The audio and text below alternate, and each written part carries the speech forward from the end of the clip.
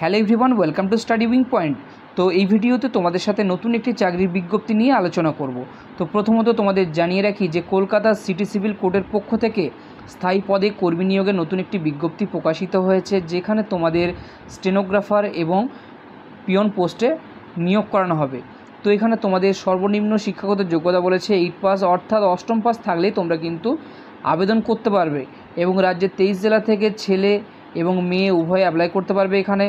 তো আবেদনের জন্য তোমাদের আবেদন পদ্ধতি কী আছে, বেতন কাঠামো কী থাকবে, আবেদনের শেষ তারিখ কী আছে, প্রত্যেকটি আলোচনা করবে ভিডিওর মাধ্যমে। তো ভিডিওটি স্কিপ না করে ধৈর্য সহকারে দেখো, তাহলে সমস্ত তথ্য কিন্তু এখান থেকে পেয়ে যাবে।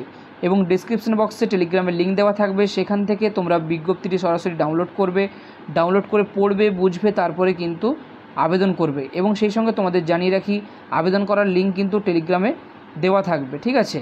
তো এইরকম নিত্য নতুন চাকরি সংক্রান্ত আপডেট পাওয়ার জন্য আমাদের চ্যানেলটি সাবস্ক্রাইব করে পাশে থাকা বেল আইকনটি ক্লিক করে রাখো, যাতে যে কোনো লেটেস্ট আপডেট খুব সহজেই তোমাদের কাছে পৌঁছে যায়। তো চলো বিজ্ঞপ্তিটি তোমাদের সাথে আলোচনা করে দিই। প্রথমত অনস্ক্রিন অফিসিয়াল বিজ্ঞপ্তিটি ওপেন করলাম। এখানে তোমাদের বলে দেওয়া আছে office of city civil code at Kolkata English department, notification for recruitment of different categories of staff in the judgeship of city civil code at Kolkata. অর্থাৎ তোমাদের এখানে বলেছে কলকাতা সিটি সিভিল কোর্টে স্থায়ী পদে তোমাদের ডিফারেন্ট ক্যাটাগরিতে কিন্তু নিয়োগটি করানো হচ্ছে, ঠিক আছে। তো সম্পূর্ণ অনলাইনের মাধ্যমে তোমাদের কিন্তু আবেদন গ্রহণ করা হবে, আর অন্য কোনো মোডে কিন্তু আবেদন গ্রহণ করা হবে না, ঠিক আছে। তো অ্যাপ্লিকেশন তোমরা এই অফিসিয়াল ওয়েবসাইট থেকে ডাউনলোড করে নিতে পারবে, এবং কোন লিঙ্কে গিয়ে তোমরা অ্যাপ্লাই করবে সেই লিঙ্ক কিন্তু আমি আমাদের টেলিগ্রাম চ্যানেলে দেওয়া থাকবে, সেখান থেকে তোমরা চেক আউট করে নিতে পারবে, ঠিক আছে। তো এখানে দেখো তোমাদের দেওয়া আছে, এই লিঙ্কে গিয়ে ক্লিক করলে তোমরা কিন্তু অনলাইনের মাধ্যমে আবেদন করতে পারবে, ঠিক আছে। তো দেখে নাও তোমাদের ইংলিশ স্টেনোগ্রাফারের জন্য ভ্যাকেন্সি কতগুলি আছে। তো ইংলিশ স্টেনোগ্রাফার এটি কিন্তু গ্রুপ বি পোস্ট। এখানে তোমাদের দুটি মাত্র ভ্যাকেন্সি আছে, ইউআর ইসির ক্ষেত্রে একটি, ওবিসি ইসির ক্ষেত্রে একটি, ঠিক আছে। এবং গ্রুপ ডি পিয়ন পোস্টের ক্ষেত্রে তোমাদের 14টি শূন্যপদ আছে এখানে, ইউআরের ক্ষেত্রে 4টি, ইউআর ইসির ক্ষেত্রে একটি, এবং তারপর তোমাদের বলে দেওয়া আছে দেখো যে ইউআরের ক্ষেত্রে এক্স সার্ভিসম্যানের ক্ষেত্রে একটি, এবং ইউআর মানে স্পোর্টস পার্সন যারা তাদের ক্ষেত্রে একটি, ঠিক আছে। এবং ইউআর তোমার যদি তোমাদের ডিসেবিলিটি থাকে সেই সমস্ত ক্যাটাগরি ক্যান্ডিডেটের ক্ষেত্রে একটি, ইডাব্লিউএস ইসির ক্ষেত্রে একটি, এবং এসসির ক্ষেত্রে 3টি, ওবিসি এর ক্ষেত্রে একটি, ওবিসি বি এর ক্ষেত্রে একটি। টোটাল তোমাদের 14খানা এখানে কিন্তু শূন্যপদ আছে গ্রুপ ডি পিয়ন পোস্টের ক্ষেত্রে, ঠিক আছে। পরবর্তীতে তোমাদের বেতন কাঠামো এখানে বলে দেওয়া আছে। তো নেক্সট দেখো, এখানে রোপা 2019 অনুযায়ী তোমাদের কিন্তু বেতন কাঠামো থাকছে এখানে।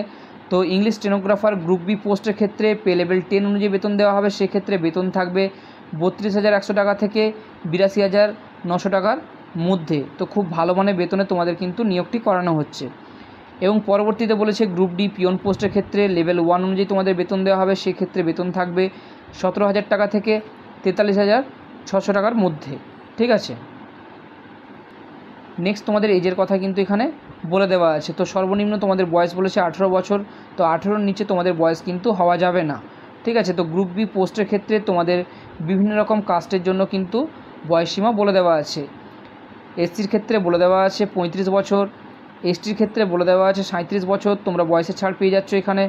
এবং আদার পার্সনের ক্ষেত্রে বলে দেওয়া আছে 32 বছর।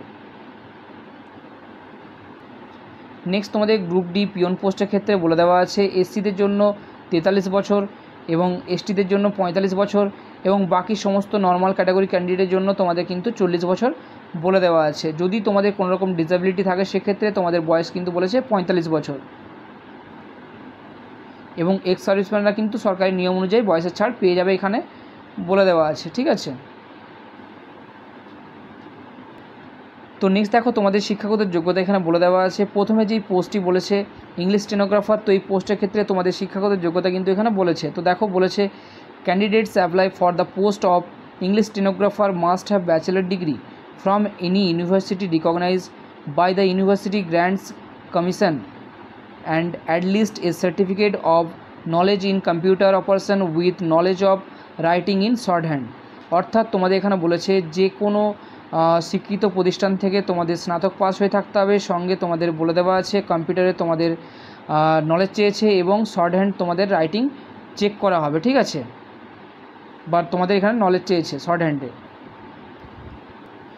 এবং আরও তোমাদের এখানে বলে দেওয়া আছে training from a recognise institution and a satisfactory fingering speed in computer operation, অর্থাৎ তোমাদের কিন্তু এখানে একটি তোমাদের ট্রেনিং সার্টিফিকেট কিন্তু চেয়েছে, ঠিক আছে, ট্রেনিং সার্টিফিকেট তোমাদের লাগবে। এবং তোমাদের স্পিড কত চেয়েছে এখানে শর্ট হ্যান্ডের তোমাদের বলে দেওয়া আছে 80টি ওয়ার্ড পার মিনিট, এবং মিনিমাম তোমাদের স্পিড বলেছে এখানে 30টি word per minute type writing, ঠিক আছে, প্রত্যেকটি দেওয়া আছে, এখান থেকে তোমরা চেক আউট করে নেবে। এবং মনুস্ক্রিপ্ট তোমাদের এখানে বলেছে 10 মিনিটে তোমাদের কিন্তু কমপ্লিট করতে হবে।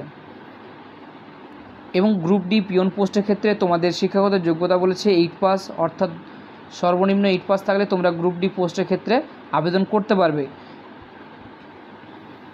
তো এখানে তোমাদের স্টেনোগ্রাফার পোস্টের ক্ষেত্রে বলে দেওয়া আছে 100 নম্বরে পরীক্ষা নেওয়া হবে, সেক্ষেত্রে প্রত্যেকটি তোমাদের এখানে মেনশন করেছে, ঠিক আছে। তো কী থেকে তোমাদের প্রশ্ন আসবে এখানে বলে দেওয়া আছে, প্রত্যেকটি চেক আউট করবে, ঠিক আছে, এবং সময় থাকবে তোমাদের 1.5 ঘন্টা। এবং যদি তোমরা পেপার 1-এ কোয়ালিফাই করো সেক্ষেত্রে তারপর তোমাদের কিন্তু পেপার 2 এবং পেপার 3-র জন্য ডাকা হবে, ঠিক আছে। নেক্সট তোমাদের গ্রুপ ডি পোস্টের ক্ষেত্রে বলে দেওয়া আছে 100 নম্বর থাকবে, 50টি প্রশ্ন থাকবে, প্রত্যেকটি প্রশ্নের মান কিন্তু 2 করে থাকছে। তো কী থেকে তোমাদের প্রশ্ন আসবে বলে দেওয়া আছে simple arithmetic, English, Bengali, general knowledge, এখান থেকে তোমাদের কিন্তু প্রশ্ন আসবে। এবং যদি তোমাদের কোনো রকম ভুল হয়ে থাকে সেক্ষেত্রে 1 নাম্বার করে কিন্তু কাটা হবে, এবং সময় থাকবে 1 ঘন্টা অর্থাৎ 60 মিনিট। এবং তোমাদের ইন্টারভিউর জন্য কিন্তু 1:5 রেশিও করে ডাকা হবে, ঠিক আছে। নেক্সট তোমাদের এখানে বলে দেওয়া আছে যে তোমাদের অ্যাপ্লিকেশন চার্জ কত লাগছে। তো ইংলিশ স্টেনোগ্রাফার পোস্টের ক্ষেত্রে জেনারেল ক্যাটাগরির জন্য 400 টাকা লাগবে, এবং রিজার্ভ ক্যাটাগরি ক্যান্ডিডেটের ক্ষেত্রে 350 টাকা লাগছে এখানে। এবং গ্রুপ ডি পিয়ন পোস্টের ক্ষেত্রে 250 টাকা লাগছে জেনারেলের জন্য, এবং রিজার্ভ ক্যাটাগরি ক্যান্ডিডেটের জন্য কিন্তু 200 টাকা লাগবে। এবং তোমাদের এখানে বলে দেওয়া আছে অনলাইন মোডেই তোমরা কিন্তু অ্যাপ্লিকেশন ফিস দিতে পারবে এখানে, এবং টাকা দেওয়ার পরে টাকা কিন্তু রিফান্ড পাওয়া যাবে না বলে দেওয়া আছে। পরবর্তীতে তোমাদের এখানে বলে দেওয়া আছে কীভাবে তোমরা আবেদন করবে, সম্পূর্ণ অনলাইনের মাধ্যমে তোমাদের আবেদন করতে হবে। তো অ্যাপ্লিকেশান স্টার্ট হয়েছে 18/6/2024, অর্থাৎ জুন মাসের 18 তারিখ থেকে তোমাদের অ্যাপ্লিকেশান স্টার্ট হয়েছে অনলাইনের মাধ্যমে। এবং আবেদনপত্র জমা দেওয়ার লাস্ট ডেট বলেছে 18/7/2024, ঠিক আছে। তো এখানে তোমাদের আরেকটি কথা বলে রাখি, যদি তোমাদের আবেদন করতে অসুবিধা হয় সেক্ষেত্রে এখানে কিন্তু তোমাদের গাইডলাইন দেওয়া আছে, ঠিক আছে। এখান থেকে তোমরা গাইডলাইনটি চেক করে নেবে, পার্ট 1 এবং পার্ট 2 দুটি গাইডলাইন দেওয়া আছে, এখান থেকে চেক আউট করে নেবে। তো টেলিগ্রাম চ্যানেলে এই বিজ্ঞপ্তিটি দেওয়া থাকবে, সেখান থেকে তোমরা ডাউনলোড করে পড়বে, বুঝবে, তারপরে কিন্তু আবেদন করবে, ঠিক আছে। তো এই বিজ্ঞপ্তিতে যে সমস্ত ইম্পর্টেন্ট তথ্যগুলি দেওয়া ছিল প্রত্যেকটি তোমাদের সাথে আলোচনা করলাম। কোথাও বুঝতে অসুবিধা হলে কমেন্ট সেকশনে কমেন্ট করে জিজ্ঞাসা করতে পারো, এবং ভিডিওটি হেল্পফুল বলে মনে হলে একটি লাইক দিয়ে চ্যানেলটি সাবস্ক্রাইব করে আমাদের সাথে থেকো এবং আমাদের পাশে থেকো।